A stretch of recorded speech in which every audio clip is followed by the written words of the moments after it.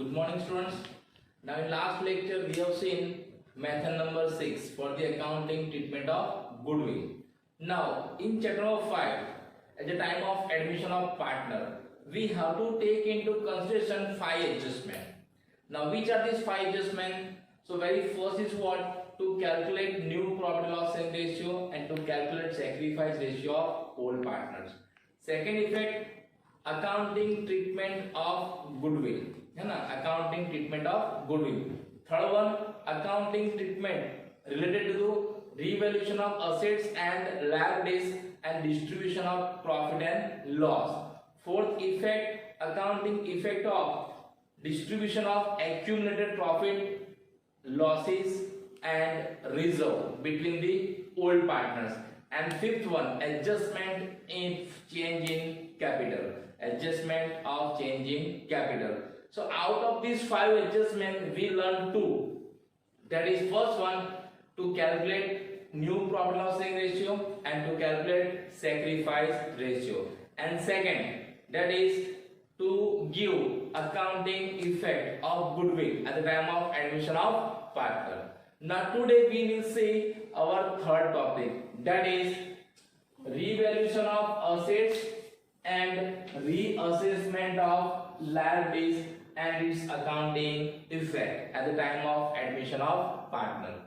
So we already know in chapter number 4 we have discussed this topic, है ना, revaluation of assets and liabilities at the time of admission of a new partner. So how to reevaluate our assets and how to reassess our liabilities at the time of new partner, and how accounting treatment is given. So here there are 2 methods. First one, when assets and liabilities are to be shown in the books of the new firm at their new value.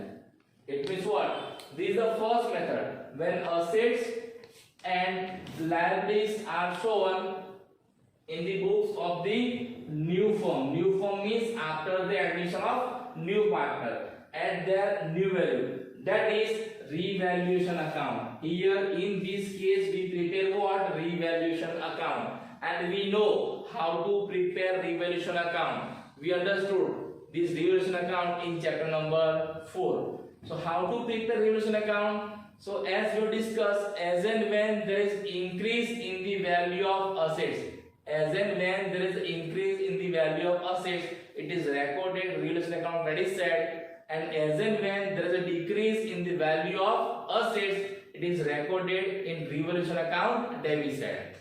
Clear? Which amount? The amount which increase and decrease.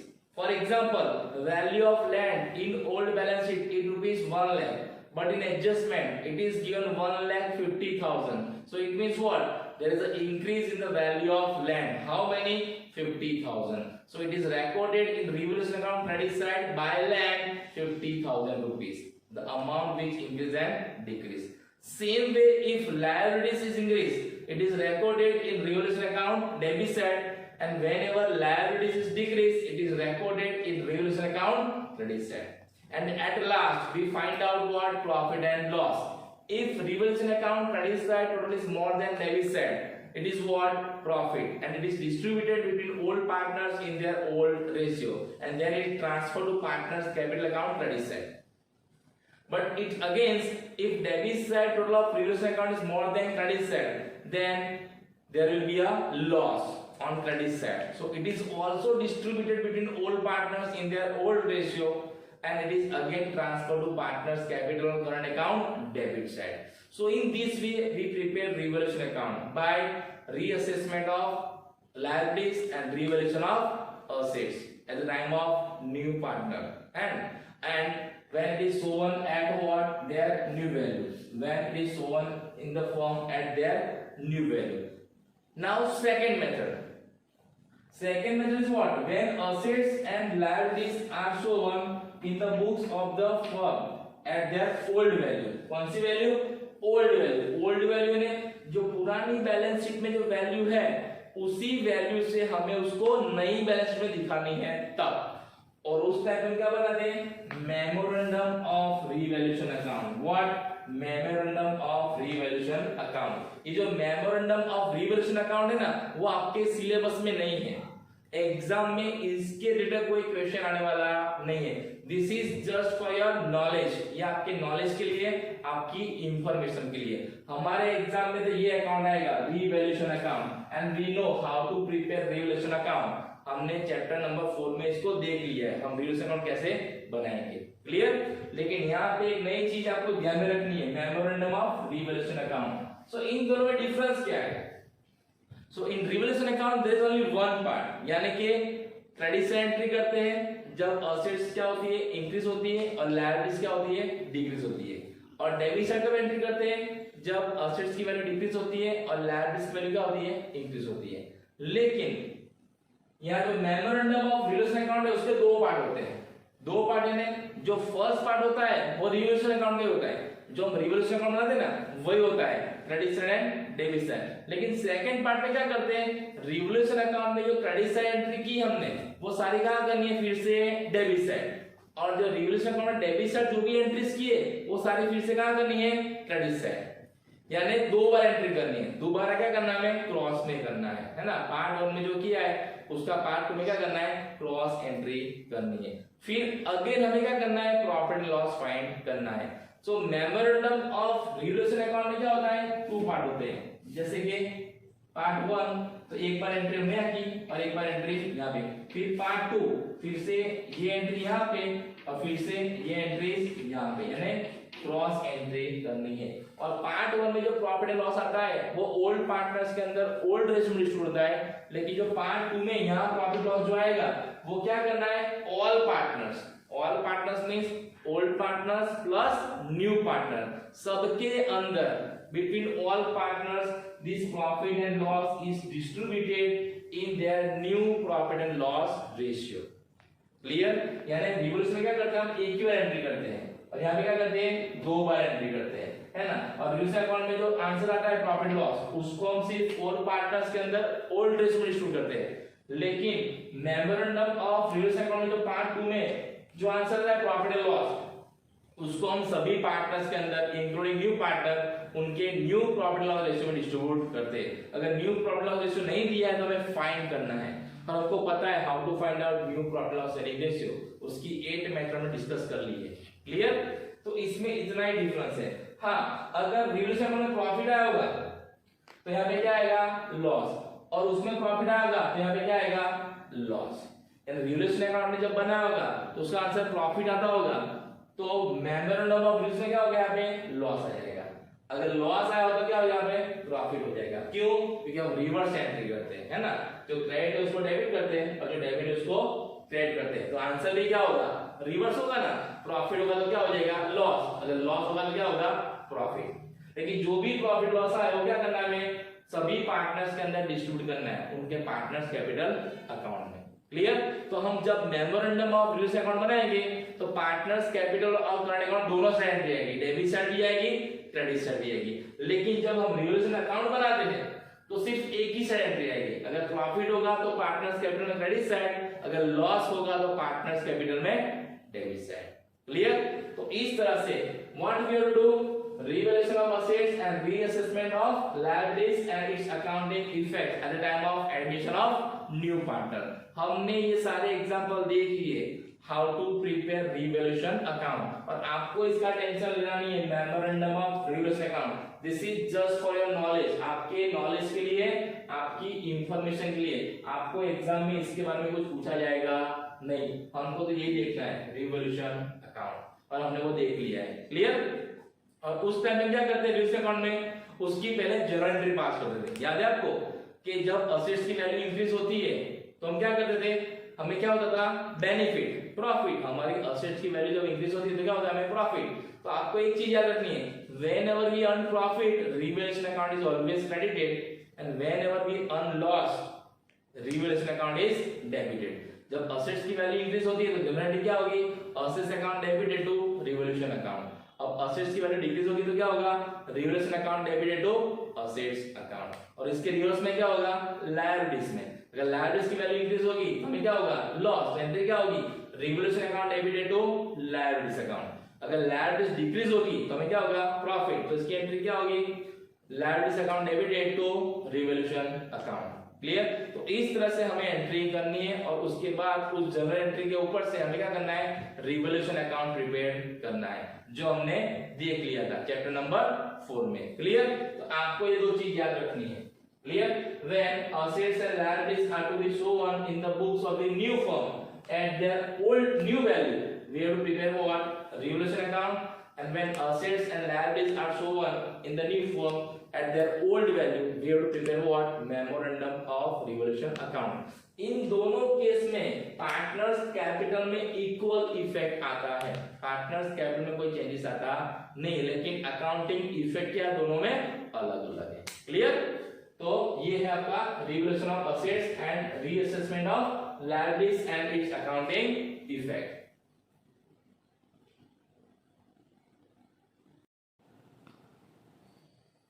Okay, now page number 169 हम इसका illustration देखेंगे कि जब memorandum of revaluation account बनाना है तो कैसे बनाना है। हमको इसका तो आइडिया है, we know how to prepare revaluation account, हमने इसके एग्जांपल भी देख लिए, लेकिन how to prepare memorandum of revaluation account, let's see. So page number 169 इसके ऊपर दिया है मेमोरेंडम ऑफ रिवैल्यूएशन अकाउंट, उसमें एक लास्ट में आपको एक नोट दिया है, क्या दिया है, memorandum revaluation account is given only for the information to students, है ना, and it is concept and practical aspects are not expected in the examination. तो आपको इसका टेंशन लेना नहीं है, लेकिन आपको एटलीस्ट पता होना चाहिए how to prepare memorandum of revaluation account. So on page number 172 आपको अपनी टेक्स्ट बुक अपने पास रखनी है। क्लियर? और उसमें आपको ओपन करना है पेज नंबर 172। तो उसके अंदर देखिए आपको दिया है मेमोरेंडम ऑफ रिवैल्यूएशन अकाउंट। तो पहले हमने क्या किया है, डेबिट साइड कुछ एंट्री की है और क्रेडिट साइड भी कुछ एंट्रीज की है। तो डेबिट साइड कौन कौन सी एंट्री से देखो, machinery account, furniture account, motor car account, bad debts account, patent account and outstanding interest on loan account. These are on debit side and credit side, land and building, creditors, bills payable, investment, prepaid, insurance premium, इतनी entry कहाँ है, credit side है। फिर हमने क्या किया, debit and credit side total किया। तो here debit side is more than credit side, so difference is on credit side, that is how many, 3000. So it is what, loss of revaluation account, and this loss is distributed between two partners only in their old ratio, that is Patel and Shah, 1800 and 1200. फिर हमने क्या किया, जो entry credit side है ना, except profit and loss, except loss वाली entry, except 3000, सारी की सारी एंट्री हमने कहा लेकिन वो डेबिट साइड लिखिए। लिखिए again, land and building, creditors, bills payable, investment, prepaid, insurance premium. Clear? Now credit side, जो एंट्रीज डेबिट साइड वो सारी कहां लिखी हमने, क्रेडिट साइड कर दी, देखो है ना, total 6 entries. Now again we have done total of both sides. So here credit side total is more than debit side. तो डिफरेंस कहां पे आया, डेबिट साइड, कितना, अगेन 3000, डिफरेंस सेम आएगा, ऊपर जितना है उतना ही आएगा, लेकिन ऊपर क्या था, लॉस, पार्ट 1 में क्या आता है, लॉस, पार्ट 2 में क्या आएगा, प्रॉफिट। अगर पार्ट 1 में प्रॉफिट होता तो पार्ट 2 में क्या था, लॉस, लेकिन अमाउंट क्या होगा, सेम, लेकिन डिफरेंस क्या है, ऊपर जो लॉस था नीचे क्या हो गया, प्रॉफिट। और ये प्रॉफिट हमें क्या करना है, सभी पार्टनर्स के अंदर डिस्ट्रीब्यूट करना है, सभी यानी तीनों तीन, कौन कौन, पटेल, शाह एंड रावल। अब कौन से रेशियो में, तो न्यू रेशियो में। अगर न्यू रेशियो नहीं दिया तो हमें फाइंड करना है, कौन से बेस पे, तो हमने 8 मेथड देख लिए, how to find out new profit loss sharing ratio. तो यहाँ पे नए पार्टनर्स का प्रॉफिट शेयर दिया है, तो नए पार्टनर का जब प्रॉफिट शेयर हो और ओल्ड पार्टनर्स का ओल्ड रेशियो हो, तो मेथड नंबर 1, तो सबसे पहले क्या फाइंड करते हैं हम, रिमेनिंग शेयर इन प्रॉफिट, कैसे, total profit minus new share profit in firm, तो कितना आएगा, जो भी रिमेनिंग शेयर आएगा उसको क्या करना है, new ratio is equal to remaining share into old ratio of old partners. तो इस तरह से हम क्या करते हैं, न्यू रेशियो फाइंड करते हैं। तो आपकी टेक्स्ट में पेज नंबर 173 पे रेशियो फाइंड करके दिया आपको, देखो कितना है तीनों का रेशियो, 12:8:5। तो ये 3000 है, उसको 12:8:5 में डिस्ट्रीब्यूट कर दिया है, तो तीनों का पार्ट में कितना है, 1440, 960 एंड 600। तो यहाँ पे एक एंट्री आएगी पार्टनर्स कैपिटल में डेबिट साइड और एक एंट्री आएगी पार्टनर्स कैपिटल में क्रेडिट साइड। जब पार्ट 1 में जो लॉस है उसकी एंट्री आएगी डेबिट साइड, पुराने पार्टनर्स के अंदर। और पार्ट 2 में जो प्रॉफिट आया है वो तीनों पार्टनर्स का लिखना है क्रेडिट साइड। देखो पार्टनर्स कैपिटल आपको नीचे बना के दिया है, उसमें दोनों साइड रिवैल्यूएशन अकाउंट है ना। 1800 एंड 1200 का डेबिट साइड है एंड 1440 960 एंड 600 का पे क्रेडिट साइड है। क्लियर? तो इस तरह से हमें क्या करना है, मेमोरेंडम ऑफ रिवैल्यूएशन अकाउंट बनाना है क्रॉस एंट्री करने के बाद। लेकिन आपको एग्जाम में सिर्फ रिवैल्यूएशन अकाउंट बनाना पूछेंगे तो आपको फर्स्ट पार्ट देखना है, और फर्स्ट पार्ट कैसे बनाना है वो हमको पता है। Clear?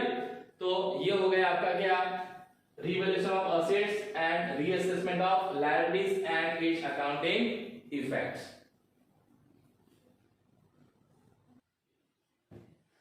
Now our next topic, that is distribution of accumulated profit and loss and reserve between the old partners at the time of admission of new partner.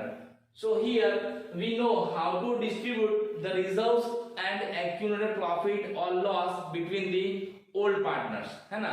So it is distributed in their old ratio, only in old partners at the time of admission of new partner, if this reserve and profit or loss is there in their old balance sheet. Clear? Now here there are two methods. Here there are two methods like revaluation of assets and liabilities. So here what are the two methods? So here first method is what? At the time of admission of partner, these reserves and accumulated profit and loss is distributed between the old partners and on their old ratio. This is the first method. This we have seen in chapter number 4. Now second method. What is second method? So when all partners don't want to distribute these reserves and accumulated profit between the partners, but they want to show this value in new balance sheet of new firm as same value, है ना। यानी जो firm की नई balance sheet है उस balance sheet में ये रिजर्व एंड प्रॉफिट लॉस वो दिखाना चाहते हैं विथ सेम वैल्यू, वो दूसरी मेथड है। क्लियर? सो हमने पहली मेथड चैप्टर नंबर 4 में देख ली थी, दूसरी मेथड हम यहाँ पे देखेंगे। तो सबसे पहले पहली मेथड क्या है कि when partners want to distribute this reserve and profit or loss between them in their old ratio. Between them means only in old partners. So as we discussed, all these reserve have credit balance. जितनी भी reserve होती है उनका balance क्या होता है, credit balance होता है। क्लियर? तो जो इस अकाउंट का क्रेडिट बैलेंस होता है अगर हमें उसको क्लोज करना है तो उस अकाउंट को क्या करना पड़ता है हमें, डेबिट। और ये जो रिजर्व से के जो अकाउंट है, ये जो भी अकाउंट है उसको हम क्लोज करके जिस अकाउंट में ट्रांसफर करना चाहते हैं, है ना, we want to transfer this account in such account, that account will be what, credited। यानी कौन से अकाउंट में ले जाते हैं हम, ओल्ड पार्टनर्स कैपिटल और करंट अकाउंट, वो क्या होगा, क्रेडिट होगा, और सारे रिजर्व क्या होगी, डेबिट होगी। यहाँ पे एक चीज याद रखनी है, प्रॉफिट एंड लॉस अकाउंट दोनों तरफ है, इधर भी है इधर भी है। So when profit and loss account का क्रेडिट बैलेंस हो, when profit and loss account have credit balance, so it means what, it is profit, it is profit। so this is profit। ये कौन सा प्रॉफिट लॉस अकाउंट वाला है, profit. when profit is there, profit loss account debited and partners capital account credited। Clear? तो आपको ये याद रखना है। so all reserves, और ये सब आपको कहां पे दिए होंगे, ये सारे के सारे अकाउंट आपको बैलेंस शीट के अंदर कैपिटल एंड लायबिलिटी साइड दिखाए होंगे। ये सारे बैलेंस कहां मिलेंगे आपको, लायबिलिटी साइड, है ना। तो आपको याद रखना है at the time of admission of partner, इसमें से कोई भी अकाउंट बैलेंस शीट में लायबिलिटी साइड है तो क्या करना है, उस अकाउंट को डेबिट करना है और पार्टनर्स कैपिटल अकाउंट में करना है, क्रेडिट करना है। Clear? Now when partners capital account debited, so when profit and loss account has debit balance, so profit and loss account debit balance means what, loss. अब आपको समझना कैसे है कि profit loss account debit balance है या profit loss account credit balance है। So when profit loss account is given on liability side, so it is what, credit balance means profit, and when profit loss account is given on balance sheet asset side, so it is what, loss, because it is what, debit balance। in balance sheet liability side we record all credit balance, and in balance sheet asset side we record all debit balances। That's why। Clear? तो आपको समझना है profit and loss account किस side दिया है, liability side दिया है तो प्रॉफिट है तो आपको ये एंट्री देनी है, अगर असेट साइड दिया है तो क्या है, लॉस है, तो पार्टनर्स कैपिटल डेबिट करना है, प्रॉफिट लॉस अकाउंट क्या करना है, क्रेडिट करना है। But there is no information, आपको सिर्फ बैलेंस शीट दिए हैं और उसमें प्रॉफिट लॉस अकाउंट दिया है, लेकिन कोई इंफॉर्मेशन नहीं है डेबिट बैलेंस है कि क्रेडिट बैलेंस है। So in such case we have to understood it is credit balance of profit and loss account means profit. तो उस केस में आपको ये एंट्री पास करनी है, profit loss account debited to partners capital. Clear? और ये तीन other account, advertisement campaign account, research and development expense account and unamortised other revenue expense, अगर ये तीन अकाउंट आपको कहां पे दिए होंगे, बैलेंस शीट में असेट साइड, बैलेंस शीट में कहां दिए होंगे, असेट साइड, तो आपको ये एंट्री पास करनी है, partners capital current account debited to all this account credit करना है। क्लियर? तो आपको ये चीज याद रखनी है, अगर बैलेंस शीट में दिए है तो आपको समझ में आ जाएगा, लेकिन मान लो आपको अदर इंफॉर्मेशन ऐसे बैलेंस शीट दिए हैं तो आपको समझ जाना है ये क्या है, हमारे लिए एक्सपेंस है, तो ये कहां लिखे जाएंगे, हमारे बैलेंस शीट में असेट साइड, और उसको ट्रांसफर करने के लिए हमें क्या करना है, पार्टनर्स कैपिटल अकाउंट डेबिट करने हैं और ये सारे अकाउंट्स क्या करने हैं, क्रेडिट करने हैं। Clear?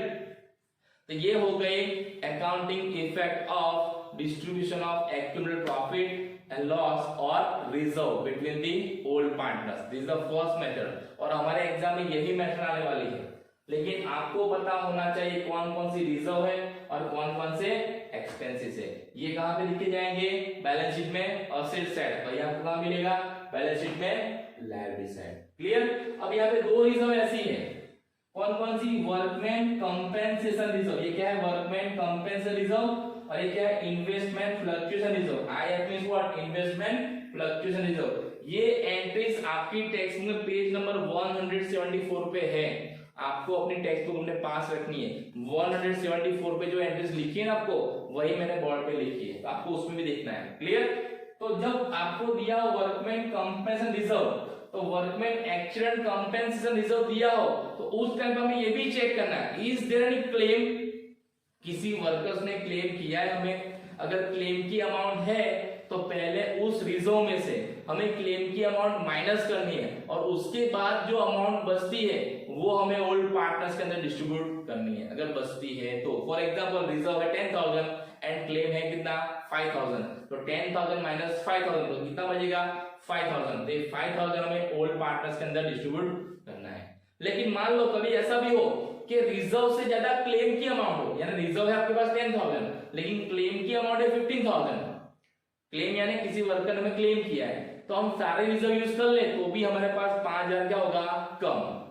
So when claim amount is more than reserve amount, at that time the difference amount will be debited to revaluation account. जो 5,000 का डिफरेंस आता है ना, जो 5,000 हमारे पास कम है, वो रिवॉल्यूशन अकाउंट में डेबिट से लिखा जाएगा, और पार्टनर्स के अंदर कुछ भी डिस्ट्रीब्यूट होगा नहीं। तो आपको ये चीज याद रखनी है, जब भी आपको वर्कर्स एक्सीडेंट कंपेंसेशन रिजर्व दी हो उस टाइम पे कोई एडजस्टमेंट में देखना होगा, आपको एडजस्टमेंट दिया होगा, एडजस्ट में क्या दिया होगा, एक्सीडेंट क्लेम, किसी वर्कर ने क्लेम किया कि नहीं, वो माइनस करने के बाद जो अमाउंट बचती है वही पार्टनर्स के अंदर डिस्ट्रीब्यूट करनी है।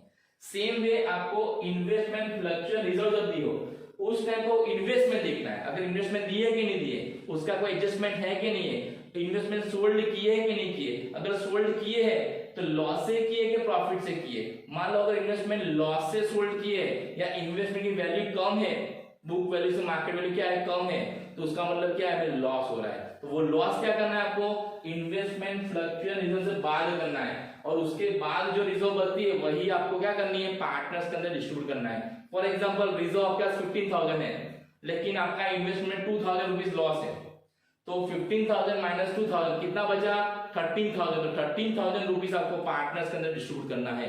तो आपको ये दो चीज में याद रखना है, कब, जब वर्कर्स एक्सीडेंट कंपेंसेशन रिजर्व दिया हो और इन्वेस्टमेंट फ्लक्चुएशन रिजर्व दिया हो, तो वर्कर्स एक्सीडेंट कंपेंसेशन क्लेम देखना है और इन्वेस्टमेंट फ्लक्चुएशन इन्वेस्टमेंट देखना है और उसमें लॉस देखना है, अगर लॉस है तो माइनस करना है और उसमें क्लेम है तो माइनस करना है। उसके बाद बचता है पैसा तो पार्टनर्स के अंदर डिस्ट्रीब्यूट करना है, अगर नहीं बचता है तो डिस्ट्रीब्यूट करना नहीं है।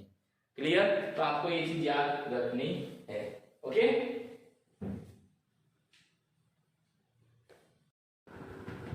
now second method. So what is second method? So when partners decide to show the balances of reserve and accumulated profit and loss at the same value। यानी पहली मेथड में हमने क्या किया था, जो रिजर्व एंड प्रॉफिट लॉस है उसको हम क्या करते हैं, ओल्ड पार्टनर्स के अंदर ओल्ड रेशियो में डिस्ट्रीब्यूट करते हैं और उसको नई बैलेंस शीट में बताते नहीं है। लेकिन सेकंड मेथड में क्या करते हैं वो लोग, रिजर्व एंड प्रॉफिट और loss they show in new balance sheet at same value. तो उसमें क्या करना है, क्लियर।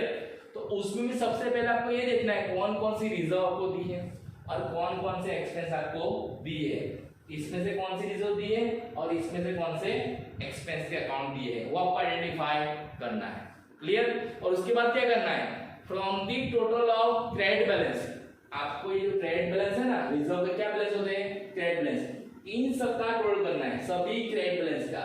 और उसके बाद उसमें से जो डेबिट बैलेंसेस है ना, इसके कौन से बैलेंस हो गए, डेबिट बैलेंस, उसको माइनस करना है। From the total of credit balance you to minus total of debit balance. यानी आपको एग्जाम में सारे अकाउंट नहीं दियोगे, इसमें से कुछ अकाउंट दिए क्रेडिट बैलेंस के और कुछ अकाउंट दियोगे डेबिट बैलेंस के। यानी from the credit balance you to minus total of debit balance and you have to find out what answer. If answer comes positive, यानी आंसर प्लस में आता है, तो आंसर कब प्लस में आएगा, when credit balance total is more than debit balances. यानी credit balance के टोटल क्या होंगे, डेबिट बैलेंस से ज्यादा होगा, तो आंसर कैसे आएगा, प्लस में आएगा। तो क्या करना है, so in this case new partners capital account क्या करना है, डेबिट करना है, and old partners capital account क्या करना है, क्रेडिट करना है, clear, in their sacrifice ratio, clear। Now when you find out sacrifice ratio of old partners and if any one partner is gaining, अगर किसी एक पार्टनर्स को गेन होता है तो उस पार्टनर्स का कैपिटल अकाउंट क्या करना है, डेबिट करना है। तो यहाँ पे क्या होगा, new partners capital account debited, old partners capital account debited, bracket में गेन, जो गेन करता है उसका, to old partners capital account. तो ओल्ड पार्टनर्स में किसका क्रेडिट होगा और किसका डेबिट होगा, जब हम सैक्रिफाइस रेशियो फाइंड करेंगे, और जो पार्टनर सैक्रिफाइस करते हैं उसका पार्टनर्स कैपिटल क्या करना है, क्रेडिट करना है ना, और जो गेन करता है उसका पार्टनर्स कैपिटल क्या करना है, डेबिट करना है, क्लियर। जैसे हम गुडविल में करते थे उस तरह से, clear. Now when debit total is more than credit, debit balance से उसका टोटल क्रेडिट बैलेंस से ज्यादा आएगा, तो आंसर कैसे आएगा, नेगेटिव, माइनस में आएगा, उसका मतलब क्या है, डेबिट बैलेंस आया, क्लियर। तो उस केस में क्या करना है, तो उस केस में जो ओल्ड पार्टनर सैक्रिफाइस करते हैं उनका पार्टनर्स कैपिटल अकाउंट डेबिट करना है, और जो नया पार्टनर है उसका पार्टनर्स कैपिटल अकाउंट क्या करना है, क्रेडिट करना है। अगर पुराने पार्टनर्स में से कोई एक पार्टनर गेन करता है तो उसका भी अकाउंट क्या करना है, क्रेडिट करना है, लेकिन कब, जब आंसर कैसा है, नेगेटिव, नेगेटिव यानी debit balances are more than credit balances, clear. तो ये दो चीज आपको याद रखनी है। अब अमाउंट कैसे डिस्ट्रीब्यूट करना है, तो जो डिफरेंस आता है ना, from the credit balance you minus debit balance, जो डिफरेंस है, जो डिफरेंस आता है उसको नए पार्टनर्स के रेशियो के साथ मल्टीप्लाई करना है, प्रॉफिट शेयर के साथ, जो आपको दिया होगा। अगर नहीं दिया है तो हमें क्या करना है, फाइंड करना पड़ेगा, क्लियर। और जो ओल्ड पार्टनर्स है उनका जो सैक्रिफाइस रेशियो है उस रेशियो में जो डिफरेंस आता है उसको मल्टीप्लाई करना है और वो अमाउंट उनके अकाउंट में लिखना है, क्लियर। तो ये क्या हो गया, when partner decide to show the balance of reserve and accumulated profit and loss at the same value in the new balance sheet of the firm, clear. तो इसके लिए आपके पेज, आपकी टेक्स्ट में पेज नंबर 175, आपको अपनी text में page number 175 open करना है। उसमें आपको दिया है, देखो इल्स नंबर 20, हम देखेंगे इल्स नंबर 20 क्या दिया है, P and Q are the partners in the profit and loss in the ratio of 2:1 है। P and Q old partners हैं, उनका रेशियो क्या है, 2:1। They decided to admit R as a new partner on 1 April 2016। R कौन है, नया partner. All the partners new profit loss ratio is decided at 3:1:2, ये उनका न्यू रेशियो है, 3:1:2। तो R का शेयर कितना हुआ, 2/6। जो लास्ट शेयर होता है ना नए रेशियो में, वो किसका होता है, नए पार्टनर्स का, तो 2/6 आ गया share. Now the balance sheet of R and Q show the following balances. आपको बैलेंसेस दिए, अब कौन कौन से बैलेंस आपको देखना है। कुछ बैलेंसेस इससे हो गए, क्रेडिट बैलेंस से हो गए, और कुछ बैलेंस यहाँ डेबिट बैलेंस से हो गए, आपको आइडेंटिफाई करना है। नाउ कौन कौन दिया है देखो, general reserve, profit loss account. अब यहाँ पे प्रॉफिट लॉस अकाउंट सिर्फ दिया है, डेबिट बैलेंस क्रेडिट बैलेंस कोई इंफॉर्मेशन नहीं है। तो हमें क्या समझना है, ये profit loss account credit balance है, यानी कि प्रॉफिट है। देन वर्कमैन कंपेंसेशन रिजर्व, और मैंने आपको बोला था कि जब भी वर्कमैन कंपेंसेशन रिजर्व आपको दिया हो तो क्या करना है, आपको वर्कमैन क्लेम माइनस करना है। तो आपको कोई वर्कमैन क्लेम दिया है, यस लास्ट में दिया, देखो दिया ना, the firm accepted claim of rupees 5000 for workman's compensation, clear. Then advertisement campaign expenditure कितना है 6000, तो यहाँ पे आएगा। Then research and development expenditure वो भी कहाँ पे आएगा, यहाँ पे आएगा। देन इन्वेस्टमेंट फ्लक्चुएशन रिजर्व, तो मैंने आपको ये भी समझाया था, जब भी इन्वेस्टमेंट फ्लक्चुएशन रिजर्व हो तो कोई इन्वेस्टमेंट है वो देखना है। तो है इन्वेस्टमेंट, यस इन्वेस्टमेंट आपको दिए कितने के 15000 के, उसमें कोई लॉस प्रॉफिट हो रहा है हमको, तो देखो ब्रैकेट में को दिया है मार्केट वैल्यू कितना है इन्वेस्टमेंट का 14000, इसका मतलब क्या है, बुक वैल्यू 15000 है, मार्केट वैल्यू 14000 है, तो 1000 क्या हो रहा है, हमें लॉस हो रहा है। तो रिजर्व कितनी आपके पास है 10000, तो 10000 माइनस 1000 कितना आएगा 9000। तो पार्टनर्स के अंदर 9000 की डिस्ट्रीब्यूशन करना है आपको, 10000 नहीं। Same way workman compensation reserve कितनी है 14000, लेकिन क्लेम कितना है 5000, तो 14000 माइनस 5000 कितना बचेगा 9000। तो यहाँ पर भी आपको 9000 डिस्ट्रीब्यूट करना है ओल्ड पार्टनर्स में, ओल्ड रेशियो में, क्लियर ना। आपको दो कंडीशन नीचे दिए, देखो when the partner decide to distribute all balance of reserve and accumulate profit and loss in a first method, जब डिसाइड करते हो क्या डिस्ट्रीब्यूट करने का, तो उसमें क्या करना है, तो पहले आपको दिया देखो general reserve account debited, profit and loss account debited to P's capital and to Q's capital. तो जनरल रिजर्व कितना है 10000, प्रॉफिट लॉस अकाउंट कितना है 11000, कितना टोटल 21000। 21000 को 2:1 में डिवाइड किया है, बराबर। तो पी के पार्ट में कितना आएगा 14000 एंड क्यू के पार्ट में कितना आएगा 7000। ये हो गया distribution general reserve profit and loss का। सेकंड है वर्कमैन कंपेंसेशन, वो कितना है 14000, तो workman compensation reserve account debited 14000 to claim for workman compensation, जो क्लेम की अमाउंट है उसको क्रेडिट करना है, कितना है 5000। तो कितना बचा 14000 माइनस 5000 9000, तो 9000 को हमें डिस्ट्रीब्यूट करना है किसके अंदर पी एंड क्यू के अंदर, कौन से रेशियो में 2:1, तो कितना कितना है 6000 एंड 3000।